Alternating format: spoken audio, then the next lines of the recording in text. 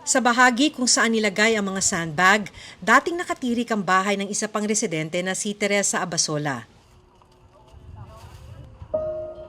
Pero natabunan ito ng gumuhong pader. Ayan po yung pinakabahay namin. Dito po, ayan po. Pagkalabas nito dalawang poste, ayun na po, bahay namin.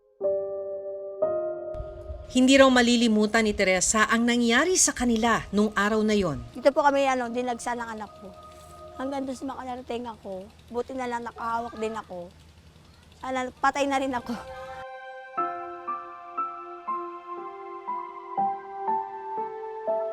Buti na lang po nakahawak ako. Pagkahawak ko na yun, inawakan ko yung anak ko, saka ko inakyat siya. Siguro kung hindi ako nakahawak, siguro tatama pa yung ulo ko doon sa pader eh.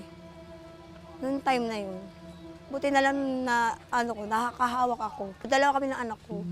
Dahil sa nangyari, wala rin daw silang naisalbang gamit. Lahat po, halos kahit libro, wala sila. Damit, uniform, wala po talaga.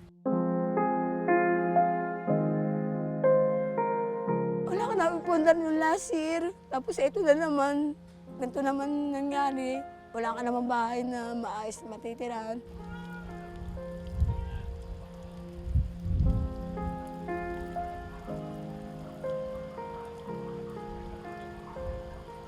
Ang malungkot, dalawa sa mga alagang aso ni Teresa ang namatay.